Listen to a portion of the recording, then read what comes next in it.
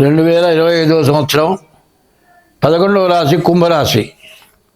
ఈ కుంభరాశికి ఎట్లా ఉంది చూద్దాం. ఈ కుంభరాశికి కూడా రవి, కుజుడు, శుక్రుడు, బుధుడు, గురువు వీళ్ళు బాగున్నారు. శని మాత్రం ఖర్చు చూపిస్తున్నాడు. మరి వ్యాపారస్తులకు వ్యాపారం చాలా బాగుంది. చదువుకునే వాళ్ళకి చదువు బాగుంది. విదేశాలకు వెళ్ళే వాళ్ళకంతకంటే బాగుంది. మరి పెళ్ళి కావాల్సిన వాళ్ళకు కూడా పెళ్ళి పూర్తిగా అవటానికి అవకాశం ఉంది. తర్వాత చదువులో మంచి ఉత్తీర్ణులు అవుతారు. రియల్ ఎస్టేట్ బాగుంది. స్టాక్ మార్కెట్ బాగుంది. తర్వాత విదేశాల్లో విదేశ వ్యాపారాలకు బాగుంది. మరి భూమిని నమ్ముకొని వ్యవసాయం చేసే వాళ్ళకు కూడా బాగుంది నెల. దాదాపు చెప్పాలంటే మేషం దగ్గర నుంచి మీనానికి వచ్చే లోపల తులారాశి ఒకటి, కుంభరాశి ఒకటి బాగున్నాయి. అయితే కుంభరాశికి ద్వితీయంలో శని ఉన్నాడు. ద్వితీయానికి వచ్చిన శని ధనాధిపతి, ధనాన్ని రక్షించేవాడు. మీకు వచ్చే డబ్బు నిలబడుతుంది. శని వల్ల కుంభరాశికి చాలా బాగుంది అని చెప్పాలి. ఈ కుంభరాశి వాళ్ళకి పట్టిందల్లా బంగారం అవుతుందని చెప్పాలి. కానీ ఇది గోచారమే. జాతకానికి గోచారం, గ్రహచారం అని రెండు ఉన్నాయి. ఈ గోచారమేమో నక్షత్రాన్ని బట్టి వచ్చేది. గ్రహచారం పుట్టిన తారీఖు, నెల, సంవత్సరాన్ని బట్టి వచ్చేది. గోచారం 25 వంతులు జరుగుతుంది. గ్రహచారం జీవితం మొత్తం జరిగేది. కాబట్టి డేట్ ఆఫ్ బర్త్ ద్వారా జాతకం చూడాలి. అట్లా చూస్తే మీకు ఎట్లా ఉందో చూసుకొని జాగ్రత్త పడటం మంచిది. చెప్పాలంటే ఈ రాశి వాళ్ళు ఇంతకుముందు చాలా కష్టాలు పడ్డారు. ఈ కుంభరాశి వాళ్ళు ఇప్పుడు పూర్తిగా బయటపడ్డట్టే. ద్వితీయంలో ఉన్న శని గురించి మాత్రం అయితే ఏమంటే బాగుందని చెబుతున్నారు.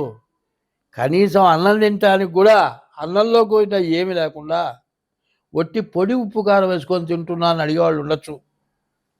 ఎందుకంటే ఇదివరకు అప్పులు చేశారు. ఈ అప్పులు తీరుస్తున్నారు ఇప్పుడు. ఇదివరకు పరిస్థితి ఏంటంటే ఆస్తులు అమ్మినా కూడా రూపాయికి పావలా చొప్పున సర్దినా ఏ ఆస్తి మిగలదు. మీ ఆస్తులు నిలబడే రోజు వచ్చింది. మీరు సంపాదించి బాకీలు తీర్చే రోజు వచ్చింది.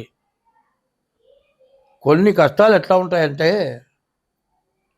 ఒక్కోడు కష్టపడి బతికే వాడికి కడుపు నిండా తినడానికి తిండి దొరకదు. పెద్ద పెద్ద వ్యాపారాలు, ఇండస్ట్రీస్ ఉండే వాళ్ళకి తినటానికి కుదరదు. పంచపక్ష పరమాన్నాలు ఉన్నా కూడా తినటానికి కుదరదు. కష్టపడేవాడు కడుపు నిండా తినటానికి తిండి దొరకదు. వీడు అనుకుంటాడు వాడిని చూసి వాడు గొప్పవాడు అనుకుంటాడు. కానీ వాడు ఊపిరాడదు. నిద్రపోవటానికి రాత్రిపూట నిద్ర కూడా పట్టదు. అంత బాధ ఉంటుంది.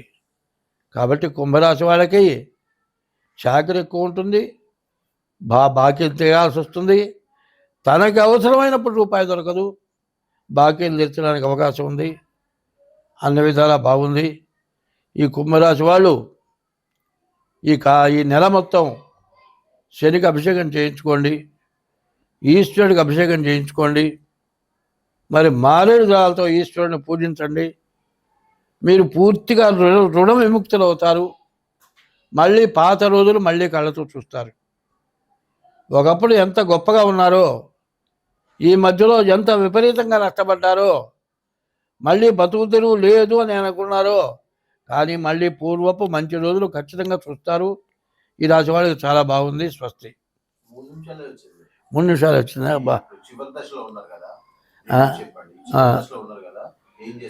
ఈ చివరి దశలో ఉన్నవాళ్ళు ప్రతిరోజు కూడా సూర్య నమస్కారాలు చేయండి. ఉదయం, మధ్యాహ్నం, సాయంత్రం సూర్య నమస్కారాలు చేయటం. బియ్యపు రవ్వ, పంచదార కలిపి మట్టి నేలలో పుట్టల దగ్గర వేయండి. ఇది కూడా కాకుండా అతిథికి అభ్యాగతికి అన్నం పెట్టండి. వాకిటికి ముందు వచ్చిన గోవుకు మాత్రం తప్పనిసరిగా ఆహారం పెట్టండి. ఆవులు చాలా నష్టపడుతున్నాయి. ఆడవాళ్ళు కూరగాయల చెక్కులు తీసి తరిగి ఆ కూరగాయల చెక్కులు మొత్తం క్యారీ బ్యాగులో వేసి మూట కట్టి రోడ్డు మీద మారేస్తున్నారు. అందులో తిందామని నోటితో కొరికి లోపలున్న కూరగాయ చెక్కులు కడుపులో పోతాయని ఆశపడి తింటే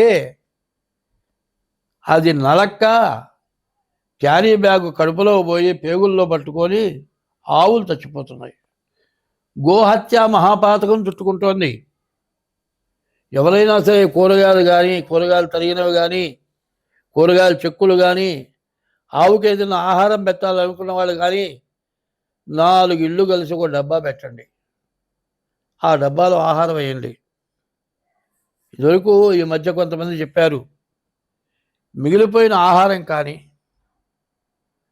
వాళ్ళకు ఉపయోగపడిన గుడ్డలు కానీ ఒక చోట పెడితే లేని వాళ్ళు ఎత్తుకుపోతారని పెట్టారట. అది ఎక్కడో చెప్పారు. అట్లా ఎక్కడో చోట ఆవుకు ఆహారం పెట్టేట్టుగా చూడండి. ఈ కుంభరాశి వాళ్ళు ముందు ఏ రాశి వాళ్ళైనా సరే చెబుతున్నా, బ్యాగుల్లో తినే వస్తువులు మనకు పనికి రానివి. ఆవులు తింటాయి, బరగొడ్లు తింటాయి, మేకలు తింటాయి. అవి తీసి రోడ్డు మీద బారేస్తే అవి నోటికి దొరక్క అవి కడుపులో పోయి అవి చస్తున్నాయి. మనుషుల్ని బతికించేదానికంటే జీవరాశుల్ని చంపేటువంటి పరిస్థితులు ఎక్కువైపోయినాయి. మీ జాతకం బాగున్నా ఆ హింసకి పాపం చుట్టుకొని కుటుంబాలు భ్రష్టు పట్టిపోతున్నాయి. కాబట్టి ఎట్టి పరిస్థితుల్లో మరి క్యారీ బ్యాగులు వాడకుండా అందరూ కలిసి కట్టుగా ప్రయత్నం చేయండి. ఈ క్యారీ బ్యాగులు పడేస్తే దీనివల్ల ఎన్నో జీవరాశులు చచ్చిపోతున్నాయి. ఆ పాపం చుట్టుకుంటోంది. కాబట్టి దాన్ని విసర్జించే పని చేయించండి. ఒకవేళ తప్పనిసరి తెచ్చినా ఆ క్యారీ బ్యాగులో ఏ వస్తువు లేచి బయట పారేయద్దు. స్వస్తి.